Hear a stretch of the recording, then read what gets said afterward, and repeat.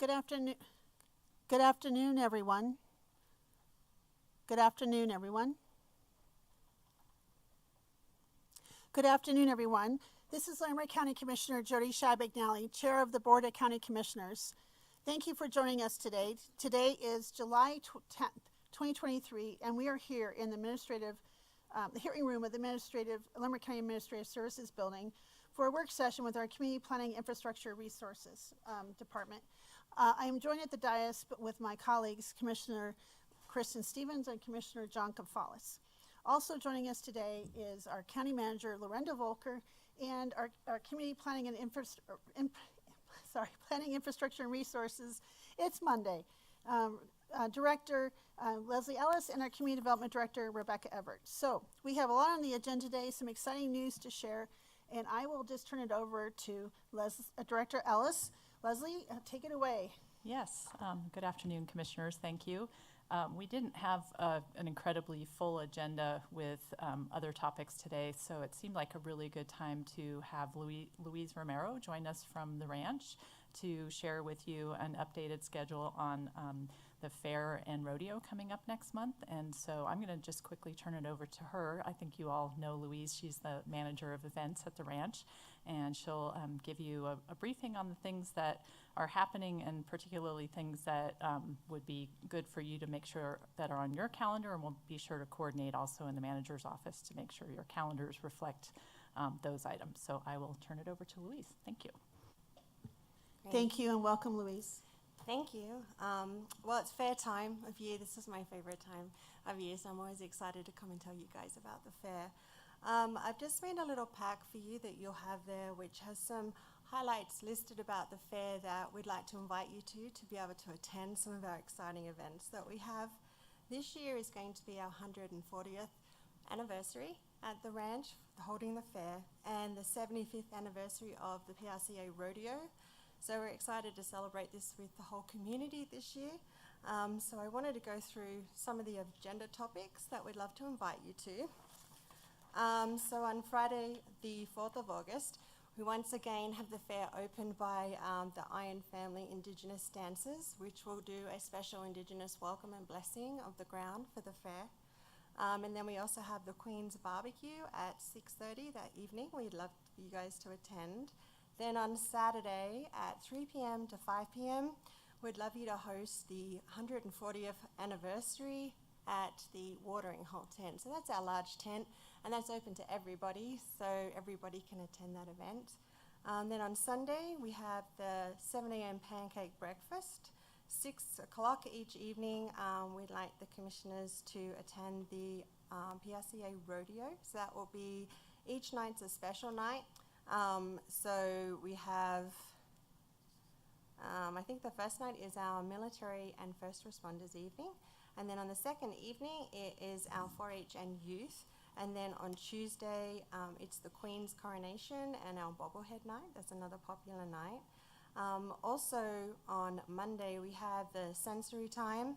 I've got in your packs there just a little idea of a sensory map. So between 2 and 4 p.m., we invite the sensory community. I'm being helped this year with Autism Colorado, Iron Horse, and NOCO Pediatrics. And we're inviting people that have sensory challenges that can't normally attend the fair to attend the fair. And this year we've designed a special map, especially for them, and a social story. And this is an example of the map.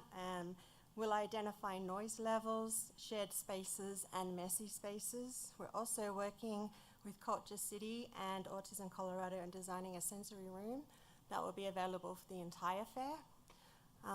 So that's very exciting for us to be able to host that for that special community. And then on Wednesday evening, once the fair ends on Tuesday the 8th, on Wednesday evening we have the Junior Livestock Sale dinner. So I've got some things noted there. And then throughout the fair, I've also had an agenda there for you guys to see what's happening. Some of the exciting things we have is the Ag Academy, that's part of CSU. We have the carnival every year. They're joining us again, Carnival Americana. We have Noah's Ark Petting Zoo Pony Rides. Loveland kindly donates their Everblocks every year, which is the giant Lego. We have our vintage tractor displays. We've got a new exhibit this year, the Earth and Space Observatory. Ninja Nation returns. We'll have a Nerf Turf sort of like those guns, war zone, where you can sign up and have fun with your friends. Then we'll have a Axe Women again this year. We have Play with Gravity, replacing our Globe of Death. So that's a gentleman on a motorbike who hops up and down the stairs and does some exciting stuff with his motorcycle. We'll also have a new one this year called the Bubble Bonanza, and that's a gentleman that does big bubbles and is very good at interacting with children. He won a Guinness Book of World Records for his bubble blowing, so it'll be fun to see that. Then we have herding dogs. We have mounted shooting all back again. We have top hogs, which is replacing our Twiggy squirrel that's normally in the marketplace. It's two pigs that are going to pack their bags and go on a little trip, which is kind of cute to see those guys as well. Then we have fireworks on Friday night and Saturday night, both at 9 p.m. And then we'll have bands each evening on the stage. Then on Saturday and Sunday during the daytime, we've reintroduced the community stage again. We're already getting lots of applications for that. It's very popular. We have the cornhole tournament on Sunday as well. So we have a lot going on with the fair. And I've added a little trifold. It is so you're aware that it's a first draft. That's why the map is upside down. It will be replaced in the correct way. But I did want you to have a look at the map so you could also see that too. And then, of course, we have all of our open class exhibits, which will be in the South Hall. We have the McKee building, which is all of the 4-H exhibits, also their dairy bar. And then in the Mac Equipment Arena is all of the animal projects, the livestock. I do want to let you know that we always do the horse 1 week prior to fair. Sadly, it's not when the public attends, but we just don't have the capacity to fit horses and the livestock program at the same time. Thank you. Do you have anything else you wanted to add, or that's a lot? You guys have been working very hard for a long time, so I appreciate all the hard work. I just want to add for the public, and I know you know this, is on our rodeo night, the first night was the military first responder night. We will be honoring the World War II, the last remaining World War II vets in Larimer County, and that will be a special night. So just to add that little extra thing, it's really very special. So, and colleagues, you have any questions? Commissioner Kafalis? I do not have any questions. I just want to say thank you to Louise and her team for being very instrumental in organizing these activities. Thank you. Commissioner Stevens? I'll just echo my thanks. Being on the fair board, I'm somewhat aware of what's going on, but it's great to see it kind of all in one place as it comes together. And so I'm just really, really impressed by the work too on the sensory fair. That's become such a important part of our fair, and you know, I know it takes extra work, but for the families and for the folks that really need this, it's really probably a joy for them to be able to, for their kids to be able to experience the fair and not have to worry about some of the concerns they might have to otherwise. So I think this is just, I know you've won awards on it, and so I just think that it's really great to see all the activities that the kids will be able to participate in, because it is a really fun family event, and everyone should be able to participate in their own way. So thank you. So Louise, being on the anniversary committee and the rodeo board and just been talking about it so long, and then to see it in hard copy, I just love this folder. Just love it, and the elevate your expectations. It's just really cool. And I know I know a lot of people had a lot of hand in this work, and thank you to the team and the hard work, just making it all kind of come together. And I too appreciate the work on the sensory day and time. My friends' children go there every year, and it's just really important, and they always comment they just feel like they belong and included, and since that's an also value and important for us, having that equity, diversity, inclusion, and sense of belonging is really important. I think it's great. I've seen the Iron family a few times this year already, and they're always such a pleasure, and I look forward to seeing them again. They do great work. Could you, just for the public's knowledge, I know about this, but I don't know if you mentioned after the parade, the week before, there's a little celebration after the parade. Did you mention that already? Because I think we should kind of highlight that, because that's new. And I had to make sure I kept because usually everyone gets at the end of the parade and we're like, okay, we're done, and we disperse. But I want to make sure everyone knows about there's something special happening after the parade. They should hang out. Yes, thank you for bringing that up. I did forget that. I was a bit excited saying all the other things. After the parade this year, hopefully it will end around 1 o'clock. Between 1 and 3 p.m. we are going to have a after party at the Foundry, and Eric Golden will be performing there, and we'll also have 4-H representing. So if anybody hasn't ever had a chance to speak with them, they can come up and talk to them about getting their family into some of their great programs. Excellent. Thank you very much. Lorinda, did you have anything you wanted to add?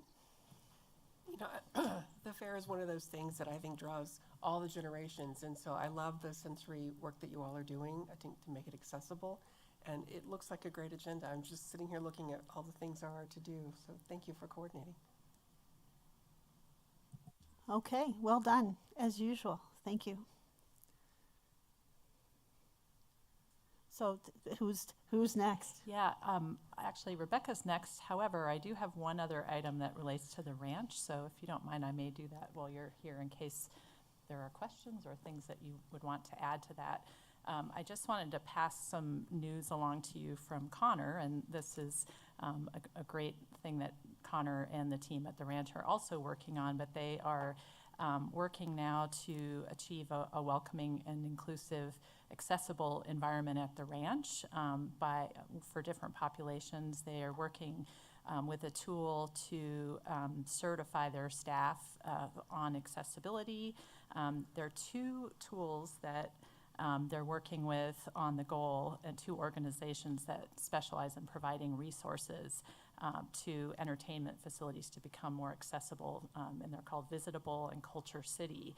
And at this point, about 3/4 of the staff at the ranch and OVG employees have participated in training companies or training programs with those companies, and the ranch is officially certified by both companies now. So I think related to some of the other work that you heard about today, I think you can see that there's broad commitment to making the ranch accessible and welcoming for all the population in the county. So I just wanted to share that as kudos to the team out at the ranch too, and just so that you were aware of another great thing that they're working on.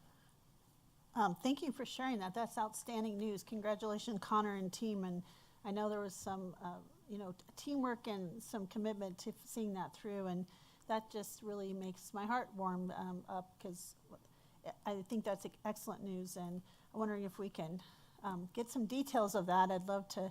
I'm running my monthly column, and I'm adding talk about the ranch and stuff. And I'd love to add that. So if you could type that up, I'd love to add to my column, because it's pretty much almost finished for final edits. So I'd love to add that little piece in there. So thank you. Yes, I will forward that information to you. Great, thank you. Colleagues, have any questions about that? Great. All right, Okay. What's next? All right, I have a bunch of other things too, but I'm going to go ahead and turn it over to Rebecca, and she has a couple update items as well. Yes, good afternoon, commissioners. We have 2 meetings this week that I wanted to just highlight and walk through logistics for. So we have the 3 o'clock hearing this afternoon, the land use hearing, which has 4 items on the consent agenda and 4 more items on discussion. Is that right? Hold on. I just added in my head 5 items on discussion. I was correct the first time. So we are anticipating that it'll be a long hearing starting at 3 o'clock. We do have a dinner break kind of planned and ready for whenever that makes sense within the flow of the agenda. And so that will be available at any time that you decide. We will have one of the planners presenting several items, Logan Graves, who works as a reminder for Ayers and Associates and is a contractor with the county who helps us with a lot of planning applications and short-term rentals in particular. She will be presenting virtually. She will not be physically in person, so she'll be on Zoom presenting that item, but we'll have staff here in person to help as well. And we do anticipate a fair amount of public comment on many of these items. We're not expecting a full house necessarily, but we do expect that there will be people who are either on Zoom or here in person for any one of those 5 items that are being discussed. We're not anticipating at this point that any of the items on the consent agenda might get pulled by a member of the public, but certainly you as the commissioners have that ability to move any of those items to discussion as well. Are there any questions about this afternoon's hearing? I don't see any, thank you. Okay, then the other meeting we have this week that I just wanted to remind everyone of is the joint work session with the Planning Commission, and we have several items on that agenda as well. That's this Wednesday night at 6 p.m. There will be dinner beforehand, and we have, as part of that meeting, a special guest coming from the Estes Valley Housing Authority to talk about the housing needs assessment and housing strategic plan for that area of the community, and just providing an overview of some of the housing priorities and action items they've identified for the Estes Valley, which is a good companion to the comprehensive plan that was recently adopted for the Estes Valley, and is a good lead into some of our conversations related to housing code amendments later in that meeting on Wednesday. So there again, we've got several items we're planning to cover that night. It could be on the lengthier side as far as those work sessions go, but we'll try to keep our presentations as efficient as possible. If I might ask a question, with the housing authority, and maybe this is going to be a EVAC, will they see this presentation as well? If not, can we invite them to come listen in that day, or make sure they're aware of that presentation? I did get some questions, I think was it last week, the week before, from some of those folks. I don't remember this being on the agenda, but I think maybe it's been, I don't even know what happened to June, basically. So I just want to make sure that that body has been made available, or made aware this presentation's happening, and that they have an opportunity to listen in. So I don't know about that's thoughts. a great suggestion. We do not have that on the list for an upcoming agenda, and we can certainly work with the Housing Authority to get that onto one of the EVPAC meetings, and we can let them know that you all are discussing it this week. I'm guessing the members of our EVPAC would have questions of their own and want to discuss it as well. So I think that's a great suggestion for a follow-up conversation with them. I appreciate that. I just want to make sure they're aware, because I think I just know they would wonder why they didn't know about it. So I just want to be proactive. But I don't know what my colleagues, but since I'm the liaison, I think it would be important to make sure they're aware of that conversation. So yeah, we're happy to set that up. Thank you. That's it for my updates. I don't have any other project updates this week. It's really Colleagues, just any those questions? meetings. Awesome. Okay, what's next? You guys always have a full agenda. It's always so important, though. Okay, mine are mostly some updates and some things to look forward to. But one update is our Department of Natural Resources today opened a new trail, and that's the trail that connects from the Soderberg trailhead from Stout to Nomad trails. And some of you may be familiar with that. I think you did some volunteer work in the vicinity last year.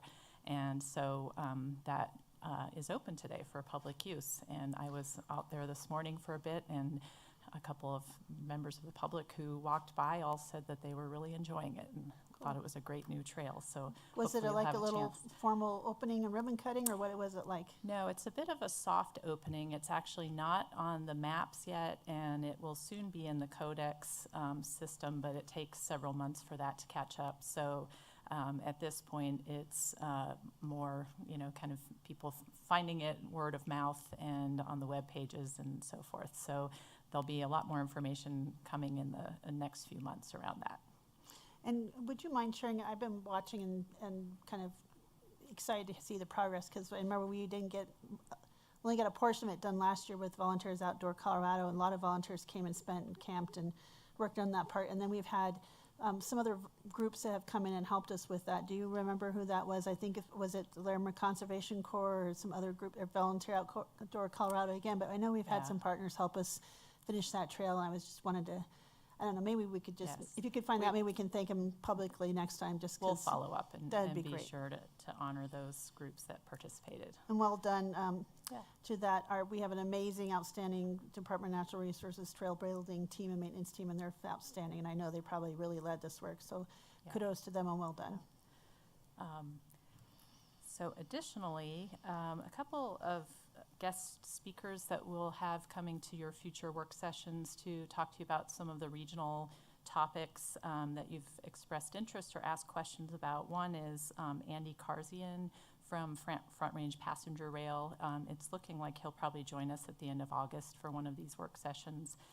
probably August 21st. And then similarly, we've had some questions about the Kennedy Mountain Campus that DU is working on up by Red Feather.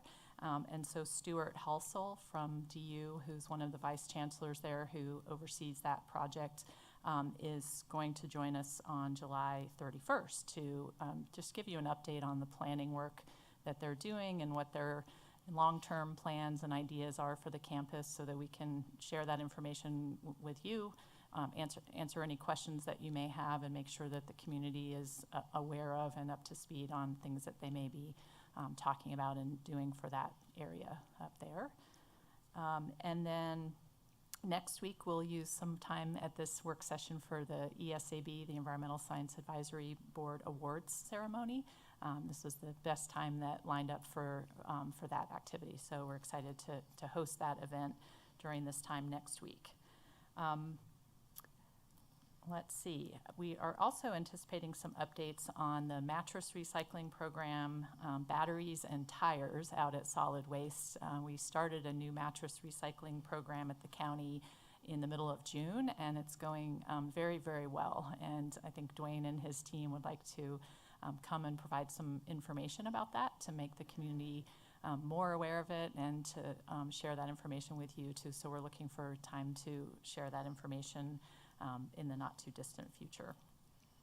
And then finally, mostly I just wanted you to be aware, but we did write, and I signed a letter of support for Boulder County for a Safe Streets application that they applied for on US 287, just where it meets up with our Larimer County border, to do some improvement work on that road where there have been a number of fatal accidents over time, and that may be something that we would also look at on our Larimer County side of the road, with kind of their reverse support for that going forward. And they asked for that letter in a time that didn't allow us to bring it to you beforehand, so I just wanted to make sure that you knew that we did support their application for that as well.